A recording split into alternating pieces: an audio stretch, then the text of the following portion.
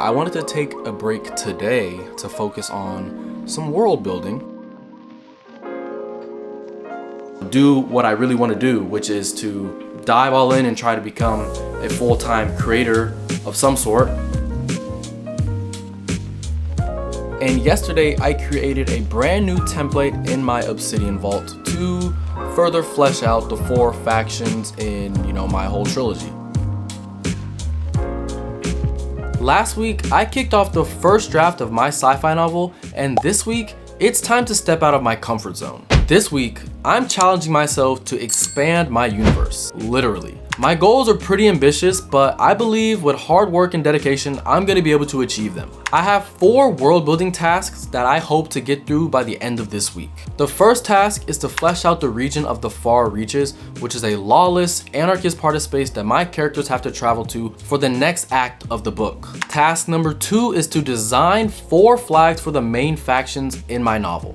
Those 4 factions are the Elysian Empire, the Exarian Alliance, the Majin Majirian, and the Centauri Order. Task number 3 is to create 2 new characters, one of them being the main antagonist for this book, and the second being the character that my protagonists have to meet in the Far Reaches. And last but not least, I need to create a brand new setting within the Far Reaches that my characters are traveling to. Those are my 4 tasks, and I'm giving myself the entire week to get them done, and hopefully I can sprinkle in a little bit of writing here and there. Will I be able to pull this off? Only time will tell. Now, without further ado, let's get into the video.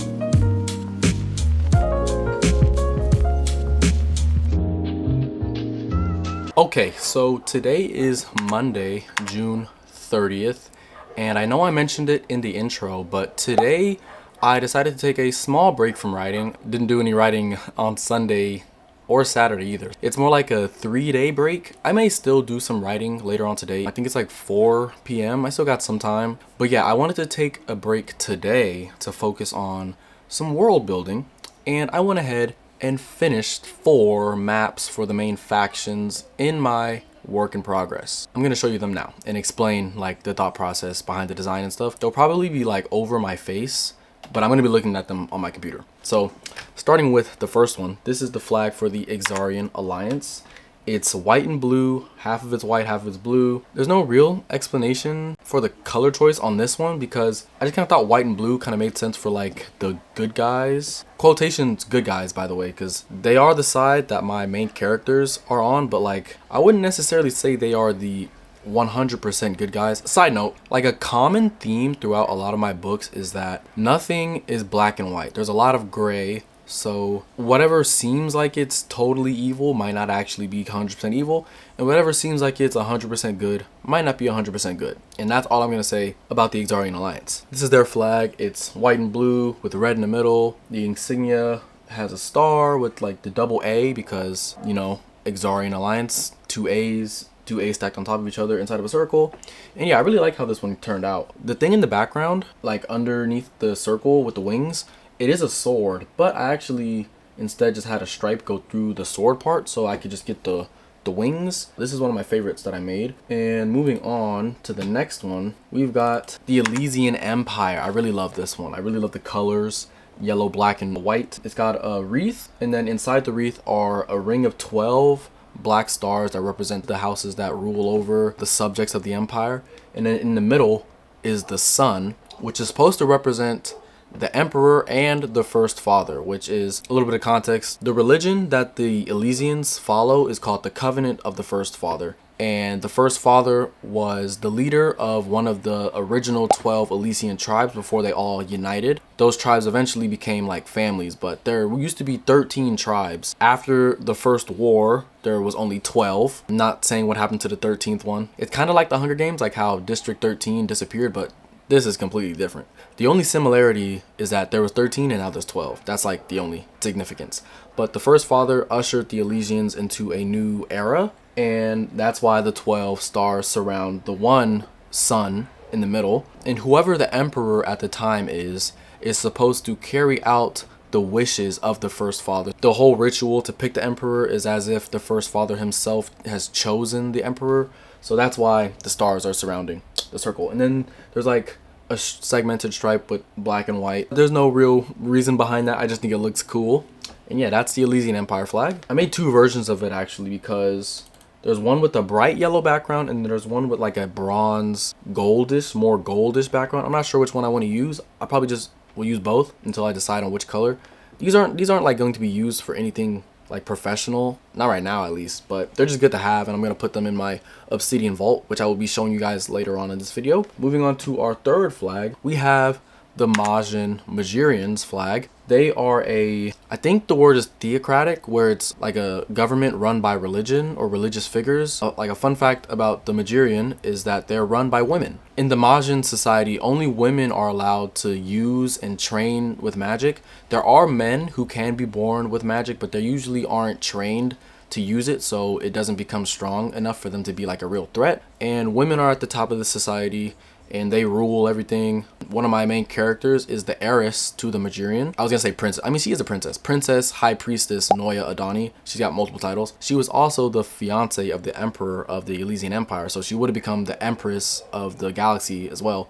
But that's not happening for a variety of reasons. But anyways, the Majin Magirian is a theocratic civilization, government, whatever, and they really value their religion, tradition, culture, all that kind of stuff. They're largely peaceful, even though they are super powerful, unlike the Elysian Empire, who is powerful in their own right. They don't have magic, but they've got technology and resources and numbers, and they use that to oppress the galaxy, while the Majins kind of just stay in their own little sector of the Caecilian Traverse, which is a sector of the galaxy.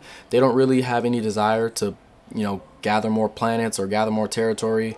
So they're really just kind of like a neutral party. Like, think of Switzerland and all the world wars. That's kind of like what the Majin Magirian is. But their flag, their main color is purple. I got a gold stripe going through the middle, kind of signifying their royalty and like, the royalness and regalness and, stuff like that. And then I've got their logo in here that I had made. It's got a jewel because that's pretty important in their society. It's got a lotus flower, which is kind of a callback to another series that I made that is about magic, the Eldenarian Artifacts. The first book in that series is called The Black Lotus, and I kind of thought it would be cool to have a tie-in there with a lotus flower. And then there's a crescent moon, which is also a pretty important symbol throughout the galaxy, not just with the Majins. And then I don't really know what this tassel thing is, but I thought it looked cool, so I put it at the bottom. So yeah, that's the Majin Magirian flag. And then the last flag that I made was for the Centauri Order, and this one was kind of the hardest one for me to make because I really haven't fleshed out anything about them aside from, just the general stuff. I had to pick the colors, I had to pick the design. In the first chapter of the first book, actually, Iggy finds a medallion that belongs to his father, that his father found, and it has the Centauri Order's logo on it. And I remember describing it as having multiple crescent moons on it or something like that. So I found these designs of the crescent moons that are surrounding like a bigger moon, and I put them on the edges. And then I had this other design made with wings and two more crescent moons in the middle. I think this one turned out pretty cool. I really love the orange and the blue. This like really makes me hyped to introduce them fully in the story. Those are the 4 flags that I made, and that's half of my first task done. Now I just need to go into my obsidian vault and fully flesh out all of the templates for the 4 factions that I just made flags for. I'll see you guys when I'm done with that. Today is Tuesday, July 1st. Yesterday, I successfully completed 4 new flags for my world building Bible. And yesterday, I created a brand new template in my Obsidian Vault to further flesh out the 4 factions in, my whole trilogy. And for the next hour or so, I'm going to focus on filling out those 4 templates and then going through them a little bit. I'm not going to show you guys everything because everything that I'm going to be filling out in the template is not necessarily important for the story. Some of the information may become important later on. Like, I've got a whole section in here under politics. That's important because these books are pretty political, and I don't mean like human politics. I just mean like there's a lot of like alien politics. There's a war going on. Of course there's politics. I've got a section for politics under each thing, but not every faction's politics get discussed. Mostly just the Elysian Empire and the Exarian Alliance. But there's other stuff like key locations, symbolism, and identity, because I made the flag, so now I can fill this part out with like official colors, common slogans or sayings, What does the average uniform look like, or what do the people wear? We've got military organization, command structure, elite units, because the Elysian Empire does have an elite unit of soldiers outside of the regular soldiers. They have the secret police. We've got key military bases, allied factions or mercenaries. These are basically to help me flesh out what's going on in the war. We got a section for religion. Oh, in the general info section, we've got founded in response to. So like, for example, the Exarian Alliance was founded in response to the Elysian Empire. And the Elysian Empire was founded in response to the end of the First War. And then we have full name of these factions. So I call the Elysian Empire throughout the book, and like it's gonna stay that way. But I kind of came up with an idea that its actual name is the body of the First Father. And the reason why I'm calling it the body of the First Father is because that's their religion. They worship the First Father, even though the Elysians are very like scientific, science advancement based society. They do believe in a religion. I mean, it's kind of spiritual, I guess, but they use the idea of the First Father, who was the figure all the way back in the First War, who united the 12 remaining Elysian tribes to form, you know, one big super tribe. They worship him. He's their god. It's a monotheistic religion. So the full actual name of the empire is the body of the First Father. And I was explaining why I call it that. And I think I have a breakdown of why. Okay, here we go. So the head of the First Father is the emperor and the council. So they represent the head, like his brain, I guess, his eyes and all that stuff. And then the arm of the First Father is the fleet. All the ships and stuff and the army and the military, that is the arm of the First Father. And then we have the heart of the First Father is all the people. So all the non-noblest, all the non-royal people, and basically all the subjects of the empire are the heart of the First Father. And last but not least, we have the hands of the First Father. And this is specifically reserved for servants or slaves throughout the empire. They do the First Father's bidding, if you will. So it's specifically for like people who are slaves or owned by other people, specifically royal Elysians. The heart and the hands are slightly different, because if you're technically a member of the heart of the empire, you're not a slave. But if you are a hand, you are a slave. So for some context, in book 1, my main character Iggy was considered to be part of the heart of the First Father. He worked in a salt mine on an Elysian controlled planet. He was not a slave, but he did work under a contract that was owned by a noblest family. And he had to work that contract and work in the mines and gather salt, and that's how he earned money. But after he was arrested by the Empire, he then became, you know, a slave. He was owned by the Empire at this point. And then he became a hand as he was fighting in the Elysian Gladiator games. So that's kind of how that works. So since I've come up with that part of this faction, actually, I haven't introduced this to the my first drafts or anything. So I may actually go back and do that. And like once I finish all these templates, I'll go in and add in details where I can, just so I can like, you know, have the new information in the book. But yeah, that's all I got so far. So yeah, that's probably what I'm gonna do for the next hour or so, and hopefully I can get some writing done today. See you guys in a bit.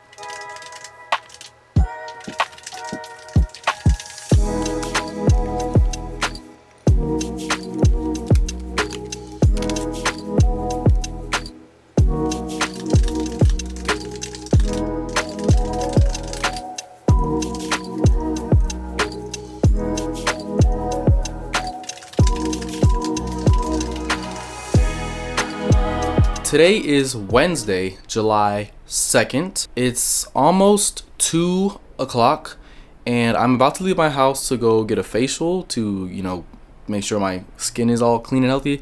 I get one like every 5 weeks. It might not look like it in the videos, but I do try to take care of my you know, hygiene and stuff like that. The lady who does my face, she used to stay in Culver City. Now it's in Santa Monica, and I'm not too familiar with the area that the new building's in. So I figured, why not bring my writing stuff with me, and after my appointment I go and try and find like a nearby cafe or something and just sit down and try to write for a bit, because I have not done any writing this week. So far this week I've only done 2 of my world building tasks, so I want to try and get a little bit of writing in. What better way than to get in a writing session by finding a new coffee shop and cranking out some words? So that's what I'm gonna do today. I'll see you guys when I have my drink, got my laptop open, and I'm sitting in a coffee shop ready to write. Today is Thursday, July 3rd. You're probably wondering, hey, what happened to the writing montage? I thought you were going to go to a coffee shop and write. Well, that was the plan. So after my facial, I asked my esthetician, the lady who does my face, I asked her for like any good coffee shops in the area, and she pointed me in the direction of one. And I went, I got a lemonade, I got a lox and bagel, and then I went outside to sit down. But I didn't even get a chance to set my camera up, didn't even get a chance to eat my bagel, because as I sat down, this random guy walked past and he was like, do you want some advice? And I was like, sure. And then he was like, invest in real estate. And I thought that was like the end of the interaction, right?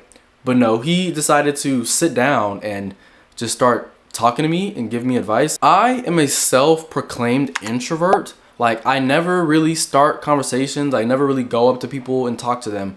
But I can hold a conversation. I say that I'm socially awkward, but I can hold a conversation, and I actually do enjoy talking to, like, you know, just random people. But regardless, the guy sat down and we just started talking, and he was giving me advice. Like, I learned that he was in the military, he was an Army Ranger, and then he got like full ride scholarships to like 2 colleges in my city, USC and UCLA. He was a chemical engineer.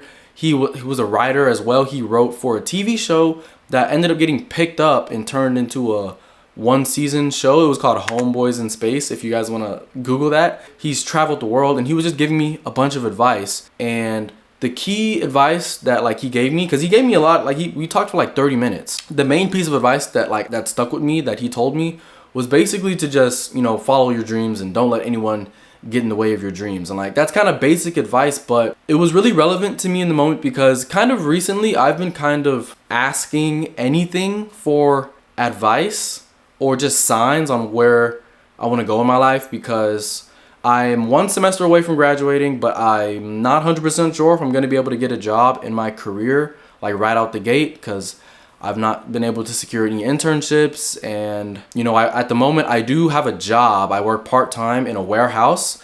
So that's what I do early in the morning. I work 5 hours in a warehouse, then I go straight to school, and then I do the writing and stuff. And so at this particular point in time, I kind of don't know what direction I'm headed in. I'm like, should I really dive in with the writing? Should I dive more into YouTube? Should I just focus on getting a career? So I've been kind of asking, you know, whatever's out there for like some signs. And during my appointment with my facial lady, we kind of just always have like a long conversation while she's cleaning my face. And I told her about like my YouTube channel. She already knows about my YouTube channel, but like I told her how that's going, how my writing's going.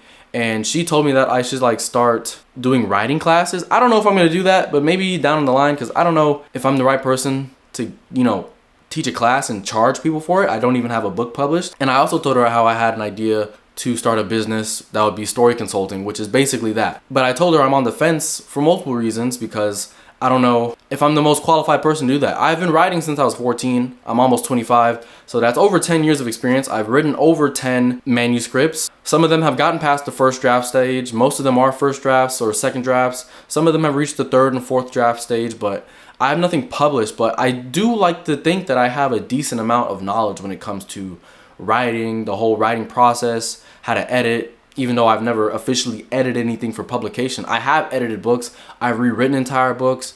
I've had to fix plot holes, and I've had to do all kinds of things. I've had to fix characters. So I feel like I do think I am qualified to give a little bit of advice, but am I qualified to charge people money for it? I have no idea. But basically, yesterday, I had 2 separate conversations with 2 completely different people who had never met each other, don't know anything about like what I've got going on aside from what I've told them, which is not a whole lot if I'm being completely honest. But they both kind of gave me the same advice, which I thought if there is any more clear of a sign that I should like do what I really want to do, which is to dive all in and try to become a full-time creator of some sort. That's kind of been what's been on my mind since yesterday. I kind of just turned the camera on to like ramble. This is not really writing related. It has nothing to do with anarchist, even though this is going in the anarchist writing blogs. So I didn't get to do any writing yesterday, as after I had the conversation with the, you know, random guy. I never even got his name, by the way. I didn't get his name. I did get his phone number though, but I didn't get his name, which was kind of weird. What if he wasn't actually there? I know he was actually there, but that would just be funny. That would also kind of be a good premise for like a short story. But yeah, I'm getting off track. I didn't do any writing yesterday because after I left the coffee shop, it took me an hour and 20 minutes to get home. Ridiculous traffic in LA. Please don't ever move to LA if you're thinking about it. Just don't. We don't need any more people here. But that's besides the point.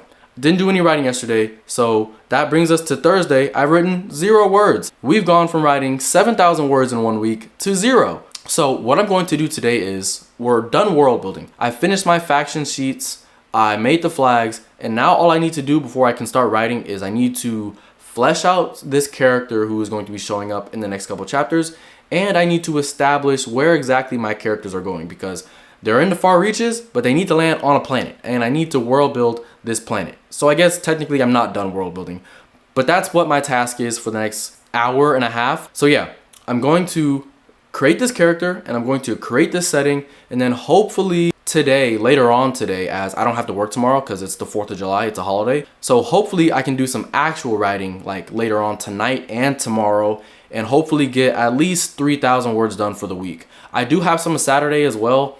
Not quite sure how free I'm going to be on Saturday to write. So Friday is what I'm really counting on. I'm going to make these waffles. That's what I actually turned the camera on for. I was going to like make these waffles and tell my story. I completely forgot about the waffles. I'm going to put these waffles in the toaster, create my character, create my setting, and then hopefully, if I have the time, start on a brand new chapter.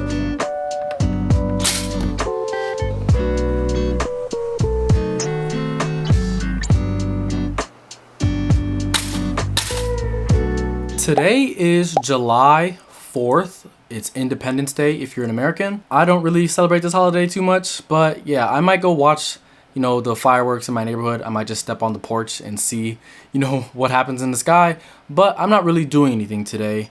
And it's about 4 p.m. I just got home from playing soccer for the day. I'm super tired. It was super hot today, but yesterday I didn't record my writing session because it wasn't a very long one, as I got about 600 words done, and then I kind of just felt burnt out, so I just turned my computer off and went to bed. However, I was able to finish world building my new setting and my new character, or at least 2 of my new characters. One of them still doesn't have a name, but it's alright because they don't need a name right now. Before I get into my writing session for today, I'm just going to tell you guys a little bit about the new character and the new setting that I built. So my characters are on their way to meet an information broker who is going to give them information about the Elysian Empire's secret research facility where they have been developing their super weapon. So for this character, I knew their personality, I knew a little bit of their backstory, and I knew kind of how they look. I've fully fleshed out like all that stuff now. And the last thing I needed to do was I just needed their name, and I needed their full name, and I needed a nickname, because I wanted them to go by a nickname considering that they are a criminal who deals in information. And I was like, it doesn't really make sense for them to go by their name.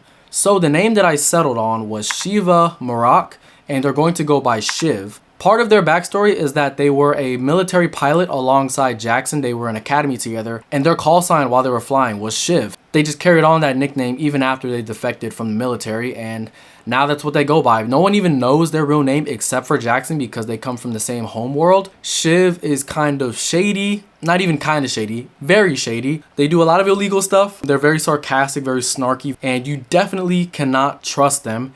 And Jackson thinks he can trust them because they go way back, but he's going to find out soon that they are not to be trusted. And the setting that I came up with where they're going to meet Shiv is called Bazaar. It's spelled B-A-Z'-A-R, and it used to be an android factory that multiple civilizations throughout the galaxy would use to have their androids. Androids are only used in the Elysian Empire. After a couple of android revolts and people pushing for better android legislation, androids were given their autonomy throughout the galaxy except for in Elysian controlled empires where they still use them as slaves. So not only do the Elysians use regular people as slaves, they also use androids. And because androids are kind of outlawed throughout the galaxy, many of the factories throughout the galaxy have kind of gone bankrupt and they aren't really used anymore. So this particular one in the far reaches has turned into a pirate cove of some sort.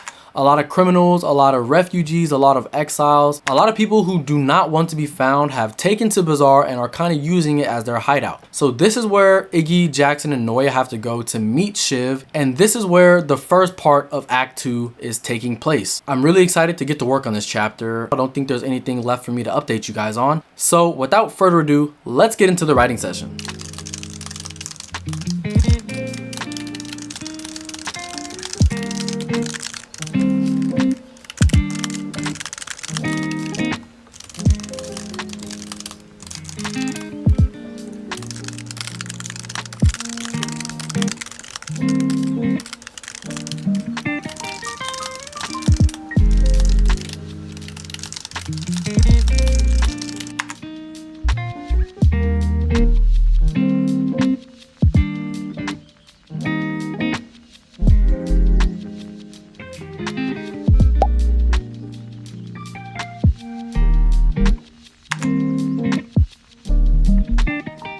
today is Saturday, July 5th, and it is officially the end of the week. It is currently about 4 p.m. and I've spent most of the day editing videos for my second channel. If you guys are interested in that channel where I post sports games stuff and soon to be other stuff as well, you guys can check that out. I'll have it up on the screen and in the description below. That's kind of what I've been doing today. I've been editing videos for that and, you know, just been kind of relaxing a bit because yesterday was a lot with 4th of July. And it's been really hot in Southern California recently. I haven't really been in the mood to write today. So that leaves my final word count tally for the week at 1,680 words. That's a big drop off from week 1, but I have full faith in myself that in week 3, we're gonna get right back to the words and dive right back into the story and get that word count up. Because next week, my goal is going to be to write 10,000 words in 1 week. Yes, you heard me right.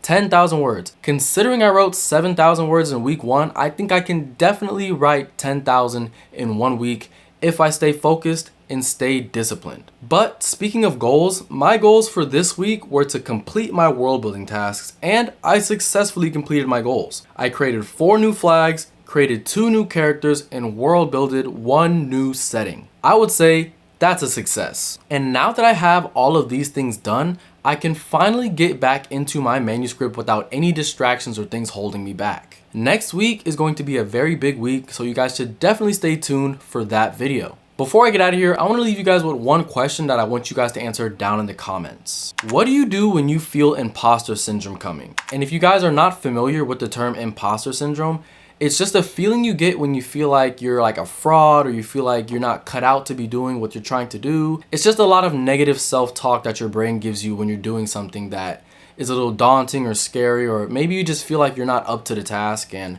it's very common amongst writers, especially in me, because I definitely get imposter syndrome a lot. But if you guys go back to the talk I had on Thursday, some of those conversations that I had really helped ease my imposter syndrome. And I just wanted to hear from you guys on your thoughts about imposter syndrome and what exactly you do to help mitigate those thoughts when they come. Also, let me know what your goals for the week were and let me know if you achieved them down in the comments below. That's going to be the end of this week's Anarchist Writing Vlog. If you guys enjoyed this video, don't forget to leave a like, drop a comment, and subscribe for more. I've been LDJ, and I'll see you guys in the next one. Peace.